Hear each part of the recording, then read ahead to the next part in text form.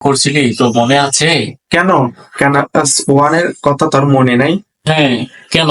সেদিন খাতায় ভুল করে নিজের নামের জায়গায় শাহরুখ খানের নাম লিখে দিছিলাম। তারপর কি? তারপর কি? তারপর স্যার জিজ্ঞেস করলো, তাহলে তোমার বাবা বাদশা? আমিও সুন্দর মুখে বলছিলাম, হ্যাঁ স্যার। তারপরের দিন আব্বুকে স্কুলে টাকা হলো। তারপর কি? স্যার আব্বুকে জিজ্ঞেস করলো, আব্বু নাম বাদশা নাকি?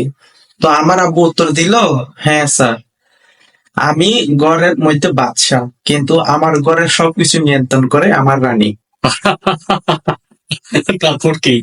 এরপর আব্বু বাসায় আইসা আমারে বলতে লাগলো, তুই বাচ্চার মতো জীবন চাস তাই না, ঠিক আছে। তারপরে আব্বু বাদশা গো মতো খাবার দাবার আনা শুরু করলো, কিন্তু আফসোস আমার খাইতে দিত না। ভাই, তোর বাসায় ইন্টারনেট আছে? হ্যাঁ আছে তো, কেন? তাহলে কল দিস না কেন? ভাই আমার ইন্টারনেট আছে কিন্তু টাকা নাই। আমি মেসেজ দেখি, পড়ি, আর মনের মধ্যে উত্তর দেই। হ্যাঁ? মানে কি কইলি? যেমন তুই মেসেজ দিলি, ভাই কেমন আছিস, আমি মনের মধ্যে উত্তর দিলাম, ভালো আছি, তুই কেমন আছিস? মানে তুই মনের মধ্যে রিপ্লাই দিয়ে শান্তি পাস?